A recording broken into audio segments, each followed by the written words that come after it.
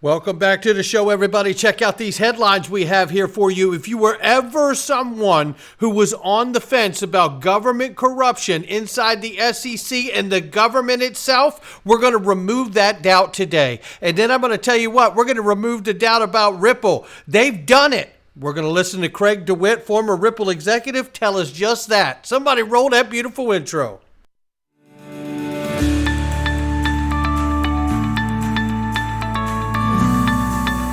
Digital Perspectives with Brad Kimes. Come on in.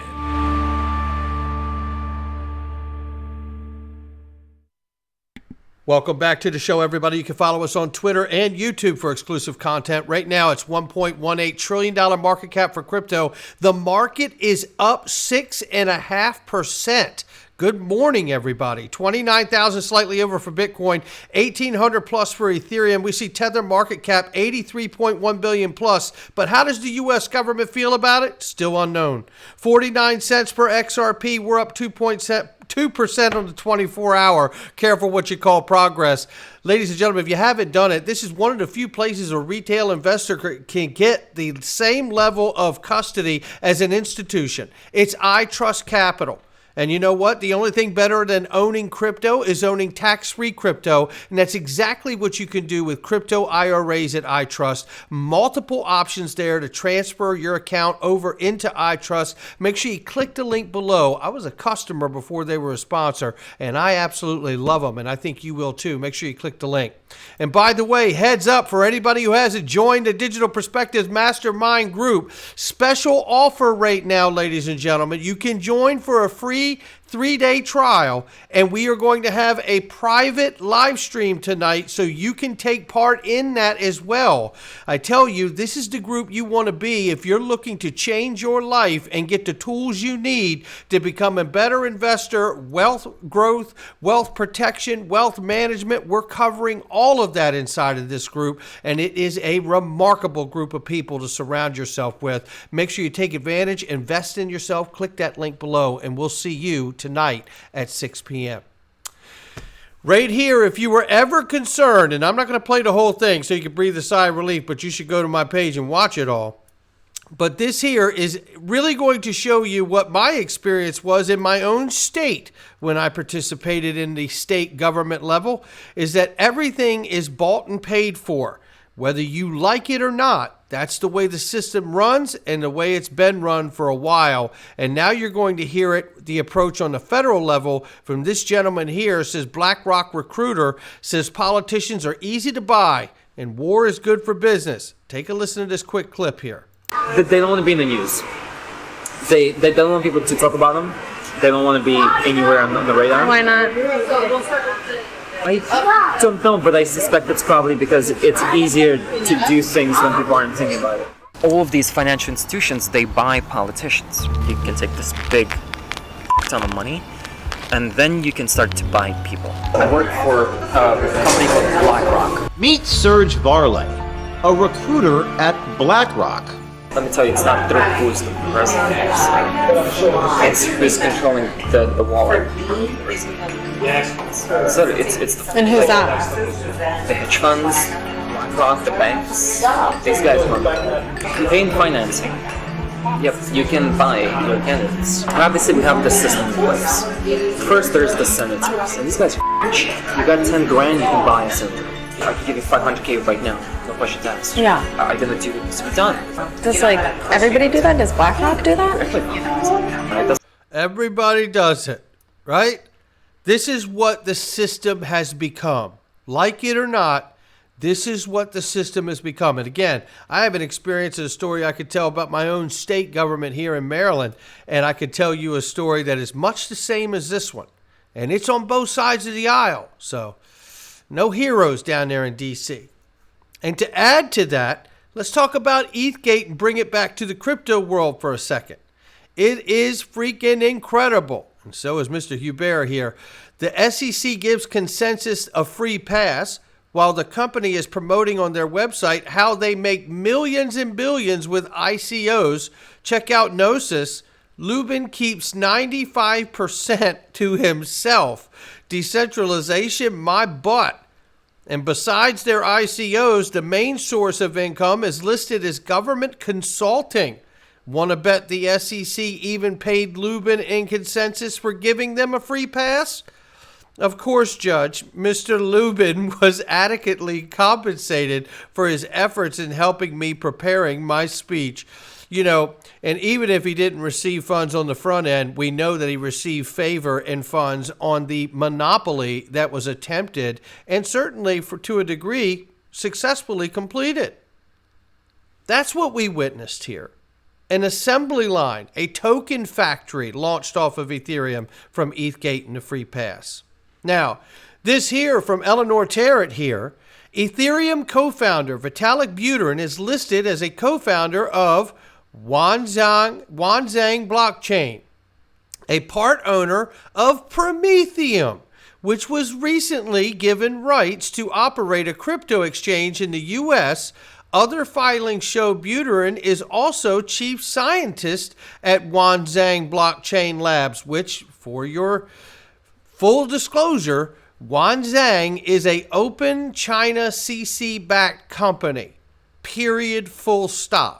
That fact is no longer in dispute, ladies and gentlemen. If someone was on the fence about Ethereum and Prometheum being a China CCP-backed project, this should settle that for you. The big question left now is, why did our government agency, the SEC, give favor to both of them? Meanwhile, we see that there could be more crypto crackdown here. Stable coins and decentralized finance are likely to become the next targets of the U.S. Securities Exchange Commission. Crackdown on the crypto industry, this comes from Bernberg, said in a research report on Tuesday. Now, this makes sense to me, even though I don't like the approach the SEC takes, because they're looking to squash the entire market. Look, if we understand that government officials are bought and paid for, this would make sense why Senator Sherrod Brown and Elizabeth Warren and others have talked the talk and pounded the ground about how crypto is so bad. Why Senator Warren even gave the questions and the answers to Goldman Gensler when he testified in court so they could be on the same page together to complete their narrative and push their own agenda. Who is that agenda for? Well, it must be for the hedge funds and banks. According to the guy that works at BlackRock that pays all of those people, he even knows how much they cost. So stable coins and DeFi threaten the banks. So we would expect from the crooked agency, the SEC, to go after stable coins and DeFi to protect the legacy firms. Meanwhile, the legacy firms know that this fight may be strong and they may have the purse strings to be able to pull it to fight it, but ultimately it will take their participation. They're just trying to control how that happens. Here you can see more evidence with the Bank of International Settlements said, crypto and DeFi have highlighted tokenization's promise, but ultimately crypto is a flawed system that cannot become the future of money. This is the step that they take to move into place and slowly introduce their own projects and tokens, so CBDCs, exchanges, so you become a customer and a user of their product, not the crypto world. Here's even more evidence of exactly that. Charles Schwab Citadel-backed startup is building crypto plumbing for big banks. Look, what else do we need to see? This is what we're watching. We're watching government beat the hell out of this independent space and the libertarian movement of this space to be able to keep control, relevance, and power that they've always had for decades upon decades. This is what's happening. If you don't see it, you can lead a horse to water, but you can't make him drink it. A French real estate firm has signed a partnership deal with domestic crypto provider, an indication that European nation may be the next to embrace crypto-powered commerce. because it's going to be on their terms. That's why the MiCA regulations have just gone through. Then we see this coming back to Ethereum, understanding that it has real problems as a network. Root Network is poised to address the interoperability issue between the XRP ledger and the Ethereum virtual machine, simultaneously providing incentives in the form of XRP rewards to validators and stakers. Look, interoperability across networks is key. It's very key to create a ubiquitous experience for anyone using the networks, whether it's a consumer or whether it's an institution. You have to be able to achieve that. One thing we know that Ethereum has achieved is the ability to participate in regulatory capture, I believe, of government agencies so they can achieve their own favor. Knowing that Ethereum is also highly backed by JP Morgan and the CCP, this, I believe, is how they've been able to do that. The only real problem with Ethereum is that the network is expensive, and it doesn't work quite as well as other networks out here. So that's why we see the bridges being built to incorporate it to other things like the XRP ledger, I believe. Then we see this, ladies and gentlemen, and I have been saying this, it'll be hard for me to believe that they would launch FedNow knowing Ripple is a U.S. partner to FedNow. You would believe that the U.S. Federal Reserve's planned FedNow service launch on July 1st, 2023, involving 3 Ripple-partnered banks, along with Ripple, raises speculation on whether the Ripple lawsuit judgment needs to be delivered beforehand to ensure legal compliance. One has to wonder. Now, we can't know that it will be that way, but that is something I have been speculating heavily here too. We shall see. We're days away from July 1st. Then there's this right here. It's Craig DeWitt. Shout out to Elizabeth for this one here. Another great clip.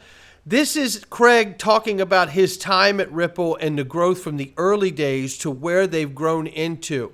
From being the scrappy grassroots approach that Ripple started with to graduating to that corporate level of being able to have heads of state come in. And he says clearly, we did it. Work's not done, but we did it. Take a listen. Really quick. We've seen a huge change, you more than myself, but I've noticed just in the years I've been in how many new people are on the Ripple team. You started in, let's just say, somewhere in the first 20 employees. It now is pushing nearly 1,000. It's changed a lot. I'm sure the culture changed a lot. I'm just kind of curious from when you first started till when you decided to venture off with Supermojo, what was the biggest change that you saw or that you encountered with that growth and that addition of all those new people that came in? That, you know, when you look at their LinkedIn, they have fantastic bios. I mean, their resumes are just stellar, you know, and they've been here and here and here and here, and they do that 3 to 5 year hop, but they're building their resumes, and they've decided to stop off at Ripple after working at, you know, incredible companies. It might be their 3rd or 4th stop in their career. And I'm just kind of curious how the culture changed in Ripple. Yeah, so I'm not sure which employee number I was, but I did join in 2015. Yeah. The biggest change that comes to mind that I actually recognized was when we moved offices. So we were in an office on one side of the street, and then one day we got too big, and then we rented a lower floor, and it was just a mess with people running around. Then we moved across the street to a new building. That change is a kind of a special change for me because it was the flipping point, I think, where Ripple went from a startup, what felt very much like a startup and still figuring things out, and to and not in a negative way, but like a real business, a corporate entity that you'd have no problem having the head of Citigroup come in and work out a, you know, why RippleNet's so much better than WorldLink, right? So that was the big change for me. And I think the big thing that was different is you went from you went from, I'd say, a scrappy group of folks, at least when I got there in 2015, who were not doing 3 to 5 year stints at, banks, then coming as part of their resume. These were, and many of them, there are many of them still there. These are real believers, people who fundamentally believed that digital assets, and specifically at the time, it was really Bitcoin or XRP, that XRP could fundamentally improve the world through faster transaction times and better payments. And that was it, right? And I'm one of them, because I wasn't doing 3 to 5 years or 2 to 3 years to boost the resume. I was there for 7 years because it's in my soul, my DNA, like fundamentally changed the world. And they did it. We did it. All those people working there, we actually did it. You're moving tens of billions of dollars faster and cheaper than any other system that's ever existed on Earth on cross-border payments. That's incredible. And so, when you move over, at some point, when you're dealing with heads of state, when you're dealing with central banks, you need folks who have that enterprise experience, who are going to not come in and talk with their hands and say, we're changing the world, who's going to talk about things like, ROI and things like that. And so that's a healthy part of the change and just part of that growth curve, Yeah. Well, I just want to Thank you very much. But there is still a ton to do. There's still a ton for Ripple to do, and there's still a ton to do on XRPO. Mm. And there you have it. And it's very exciting to understand that, we have to remember the accomplishments along the way. Ripple has done it. They have completed a commercial use of the product. RippleNet does exist in on-demand liquidity for the settlement of XRP, and it is being used, and there is billions of dollars going through it. So it is remarkable, the accomplishments that happened, and there is still a road to go, obviously. But I tell you what, seeing this, to me, is a standout in this digital asset space, because I can't point to another digital asset that is being used at this level on commercial use in the world outside of XRP. That's going to do it for me. Not financial advice from me or anyone else. It's just my digital perspectives. I'll catch all of you on the next one.